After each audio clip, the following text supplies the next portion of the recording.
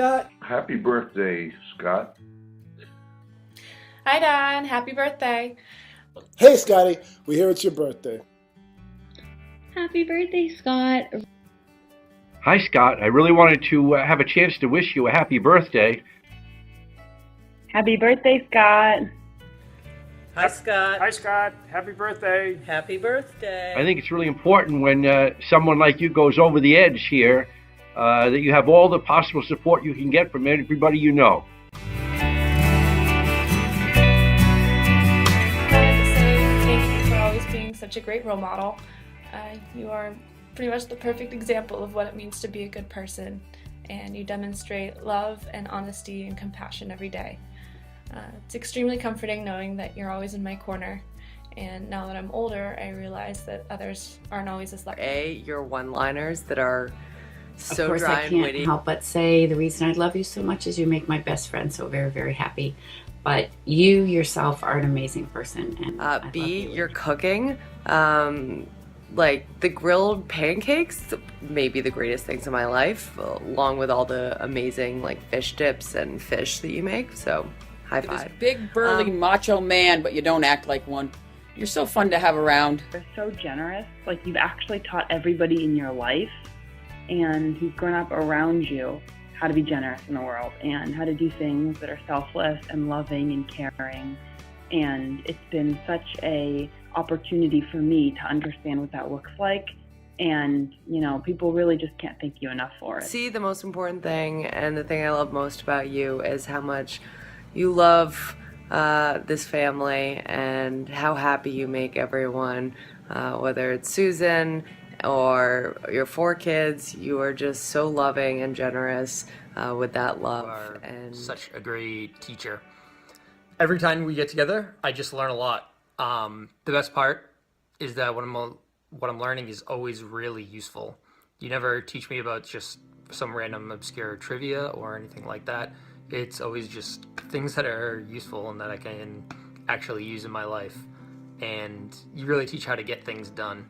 It's so natural. I'm not sure you're always aware of it, but it just is obvious that it comes as second nature to you. I think that it has to be his selflessness. I think that Scott just does so much for so many people, and he does it without asking for anything in return. And I really admire that and respect it, and have always found that to be Scott's greatest quality. He's done so many things for Matt and I, and he's done so many things for me over the years, even when I was a horrible teenager. My love for Scott is not singular. He's got that enviable combination of wisdom and patience that the best teachers have. You know, when you're learning with Scott, he gives you the space to fuck up and make mistakes, but then will come back with a smile on his face and help put the pieces back together. You're smart and you're fun and you're creative and you're a wonderful companion. You show me new things. You often cheer me up. You often make me laugh. And you can be serious with me and go deep. You're a terrific person, a great brother-in-law. I'm proud to have you as a brother-in-law. So much about everything that it's really exciting and fun to be around you. For that reason, you just have a natural curiosity and knowledge about so many things. And I don't know of anybody else who, every time I spend time with you, it's a great experience. It's something that we remember for a long, long time. Your commitment to people, and I think that has been really well exemplified by the years that you spent working with your students at the Carroll School. And then leveraging that experience at the Carroll School, you're forever the teacher. You've got so many things to teach. You spend so much of your time and your generosity teaching us, whether it's fishing or harmonica or blacksmithing or tree cutting or training of dogs, and most importantly, volleyball up at camp. In everything you do, you're really a real craftsman and a real hard worker. That shows up in all the planning you did for the Scouts. It shows up in the main Forge project. It shows up in your career. Sweet, sweet guy. I felt like he really just came into this family and especially your family, and was a kind, gentle role model for Jenna and Taz, and a sweet, loving, present partner for Susie. You're always thinking of others, perhaps more than anyone I know, and it's a very rare quality, and it just reflects wonderfully about you and your family and everyone that loves you. And you picked me up in your red truck, and we listened to music, and we just got to catch up and get to know each other. And I will never forget, I asked you like what that little thing was on the side of the road that had the bumps, and you just drove right over it. It was the rumble strip, and you told me all about what the rumble strip was. And to this day, every time I see a rumble strip, I think of our drive, and that you taught me that little nugget of information. So it's something I'll never forget. When I go visit him. What do you do when you go visit? Anything? You remember anything? How about going fishing and to the beach and all that stuff, right? The beach. Yeah. The beach, she said. One of my favorite memories is we were going to a concert, and traffic was bad, and there was an accident. Someone was injured on the side of the road, and you raced out immediately to help. And I'm like, wow, that's something, And then Susie informed me that you had training, medical training, in helping in emergency situations, and you're of great comfort to that woman. And you're such a Renaissance person, all the various skills and interests. It doesn't surprise me that you're also an EMT. I'm listening to some really cool conspiracy theories. Hiking across the Pyrenees. Going up our advanced trip to the Allagash to case things out, and having a spaghetti dinner together before the whole troops arrived from Lincoln. I remember cutting up that old dead raccoon on the dining room table. We came home from China at, maybe 2, 3 in the morning, and Scott had driven all the way down from Massachusetts to meet Susan and all of us at the airport in the middle of the night. So that was amazing. Person, but through some very tender, affectionate words from our dear friend Susie, when she spoke of your kindness and compassion and very big heart. And then when I met you in Lexington, it all was so very true. When we come up to see you guys and we just hang out and jam. I first met you in 1947 in Roswell, New Mexico, when we were investigating the conspiracy about the Martian landing. Oh no, you weren't even born then. Playing in your forge and hammering out all our frustrations, making some wonderful things for our wood stove. Oh yeah, it must have been over the Paul McCartney conspiracy of whether Paul McCartney is really a, not him, but his lookalike. Oh no, maybe that's not right. I don't. You provided Hannah and I with very unique experiences that made our childhood very memorable. And from teaching us how to fish and camp to hosting any ball games in the backyard, you always tried to give us the best of everything, even when times were tough, and ensure that we had everything that we needed for a happy and successful life. I don't know when I met you, Scotty, but in any case, we love you very much, and you're just one of the most generous and kind persons that we know. On the man cave with you. One of my favorite memories is when he yelled at me for the first time after I screamed at my mom and slammed my bedroom door in her face. Not in an effort to parent or discipline me, but just to defend and protect the woman that you love. We spent the day together pulling up lobster traps, and you really showed us the ropes and made sure that a couple of rookies both learned what they were doing and didn't get themselves killed. Coming to Maine for a conference, and coming home of the day of the conference, or maybe it was the night before, I can't even remember, but it was just this gorgeous dinner with drinks and shellfish and steamed clams and lobster and music.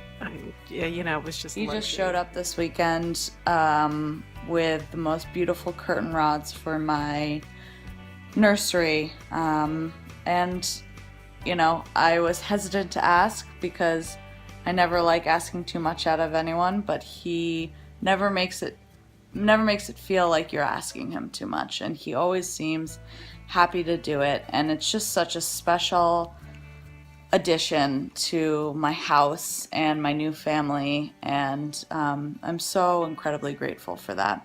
I had to mount a new television set for my parents at Victoria Muse Assisted Living in New Jersey, their new home.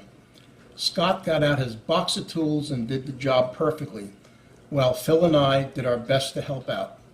I remember being a little envious and also admiring Scott's ability to work with his hands and get the job done. Last year, Christmas in Maine, over the holidays, you welcomed me into your home in Brunswick. You hung out with me, taught me how to blacksmith, made some delicious food, and it was just a joy getting to laugh with you and hang out with you over the holidays. There are two memories I hold the dearest. The time we spent building his forge together in Maine a few summers ago.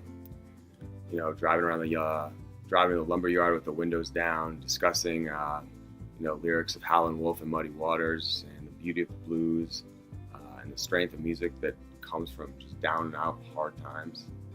Pond hockey with Scott, and just the enthusiasm with which he got all of us kids out on the ice, like clearing off all the snow and getting everybody ready and the gear, and just like having so much excitement to play and to screw around. And some of us weren't that great, but it was so fun. We were at the market, and we were lucky enough to meet one of your heroes, Bernie Sanders.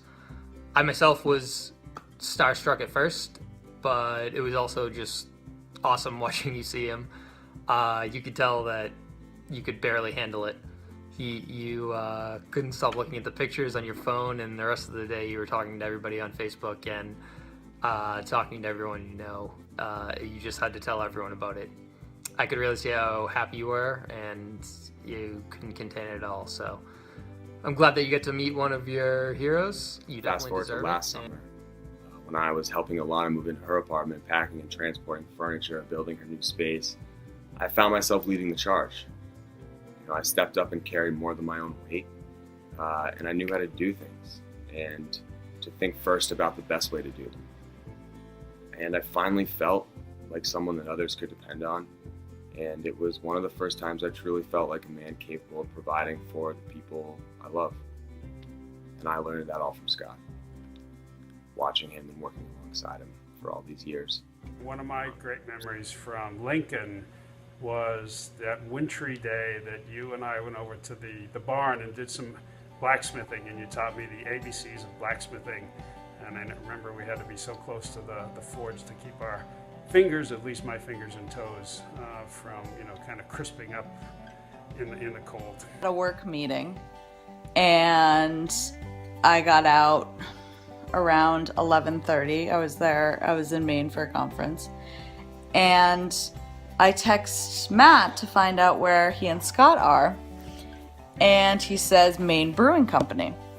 So at 11:30 in the morning, that is, I drive to Maine Brewing Company and find my husband and my Uncle Scott pretty well toasted at 11:30 in the morning. And it was hilarious. I'm glad that I picked them up. And I just was so happy that, Scott, he barely knew Matt at the time, and they were just having a great time together, and Scotty just said no problem and took him out and showed him a great time, and was always trying to convince us to move to Maine, and hopefully one day that'll pay off. But it just sticks with me as a hilarious sight to see of two grown men probably have just tasted about 30 beers at 11 in the morning. I think it was like a Tuesday. All the dinners that we used to have together back in Lexington in particular, when Rich would be on the road and we would be I'd run over to your house and you'd make me some delicious seafood dinner, and we'd have a few glasses of wine and all get laughing and telling stories, you, me, and Susan. And I just it really made my week a lot. Special things that you do with us and teach us and help us and, all that stuff. Amen. Goodbye.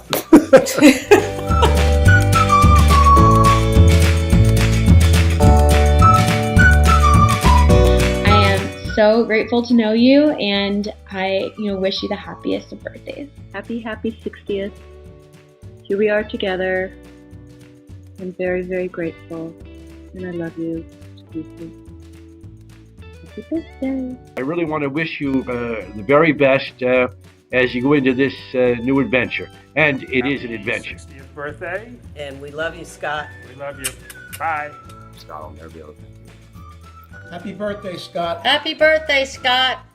I couldn't have asked for a better father, and I am so proud that you're mine. So happy birthday, Dad. Love you. Thank you for always making me feel part of the family. So happy birthday, Everybody, Scott. pick him up. Okay. Got him? 1, 2, 3.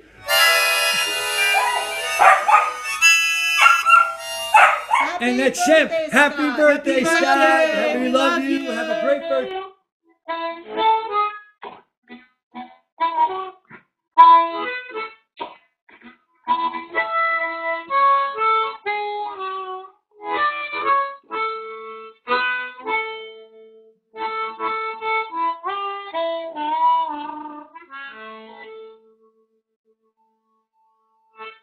And it goes a little something like this.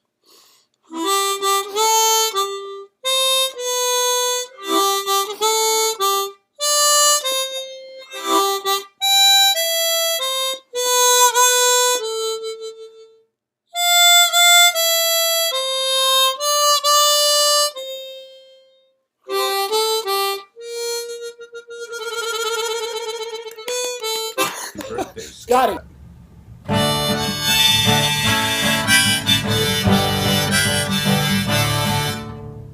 Would you stop eating birthday cake and come and help me play this thing?